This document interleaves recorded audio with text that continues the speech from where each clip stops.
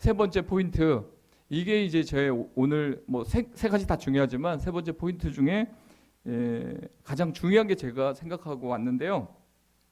하나님을 만나기 위해서는요, 당장 만나기 위해서는요, 노력과 순종이 필요합니다. 여러분이 성경을 많이 읽을 거예요. 그때마다 어쩔 때 이제 와닿는 말씀이 있습니다. 막 그 말씀과 결부해서 삶을 또 적용해 보는 경우도 있는데, 제가 예전에 한 10년 전에 이 출애굽기 34장을 읽고 있는데 그 입체적으로 갑자기 뭐 환상으로 뭐가 보였어요. 자주 보이는 게 아니고 어쩌다 한 번씩 보이는데, 뭐냐면 모세가 막 힘들어하는 모습이 환상으로 보였어요.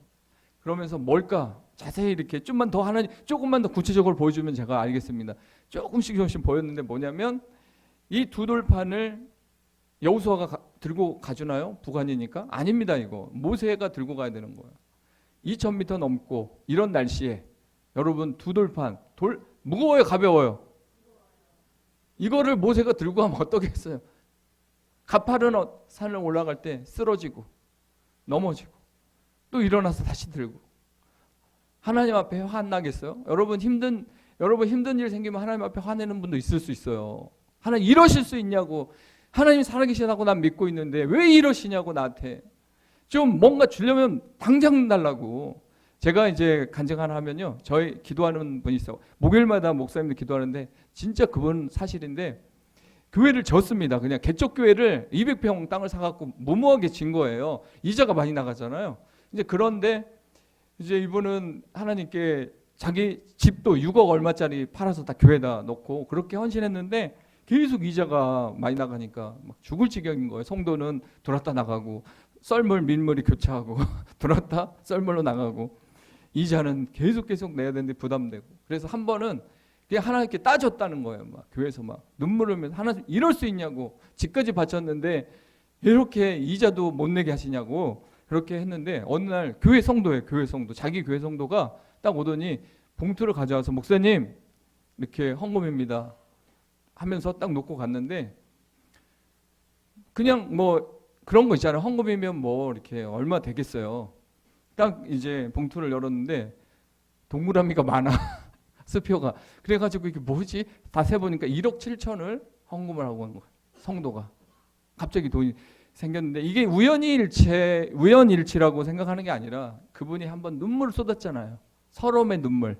아버지 이러면 안 되는 거예요. 나한테 이러시면 안 되는 거예요. 이 서러움의 눈물을 쏟아버린 거예요. 여러분 가끔씩 그런 눈물 필요합니다. 하나님 두렵다고 그런 눈물, 감히 내가 어떻게 하나님 앞에 그런 기도를 해. 꼭 그렇게 생각하면 안 돼요. 아버지라고 생각하시라니까요, 하나님을.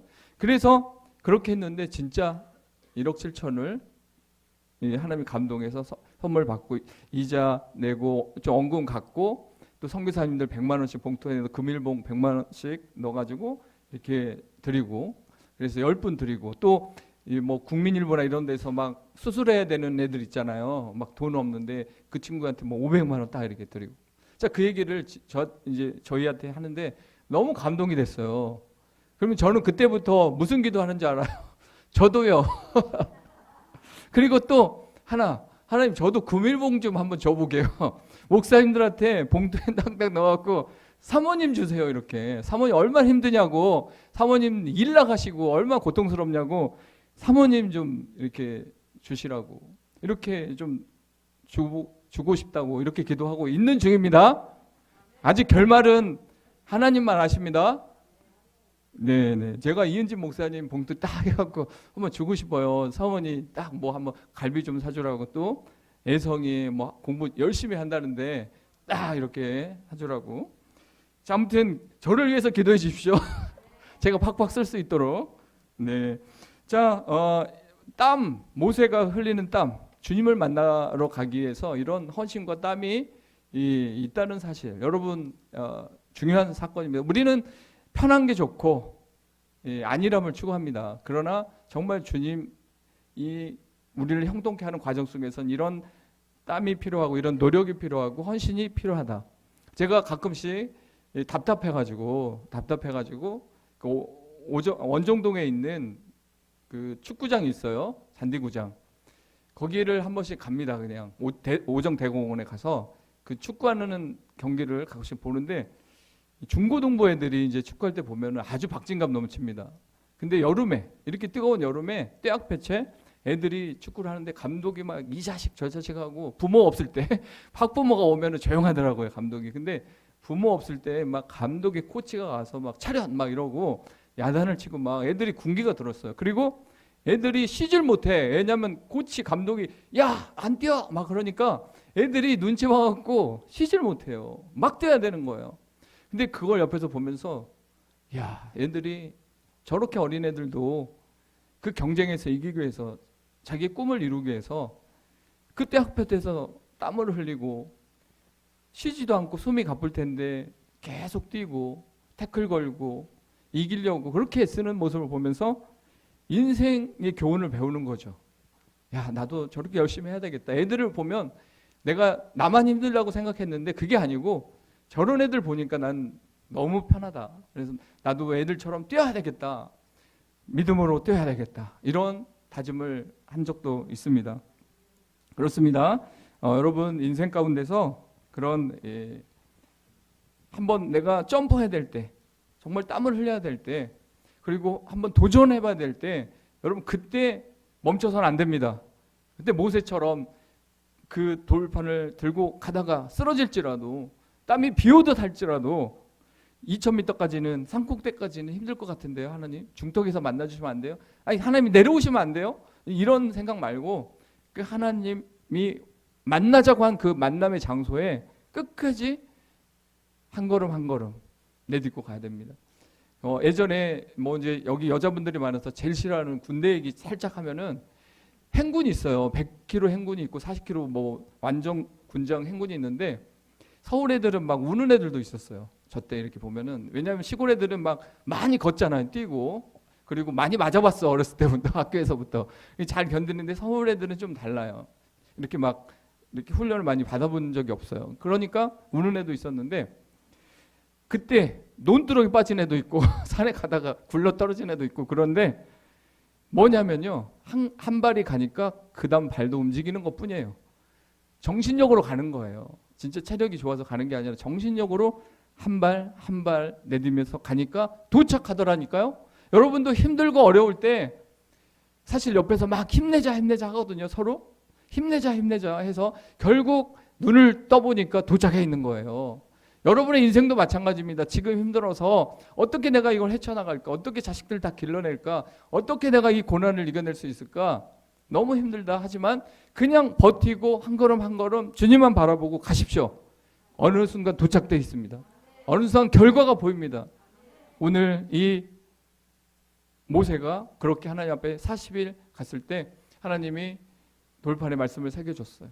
천국 말씀을, 하나님이 발의한 법이 이 십계명에 기록됐고, 그 말씀이 이제 울타리가 되고 보호가 돼서 이스라엘 백성들이 구별된 제사장 나라의 시작이 될 수 있었습니다.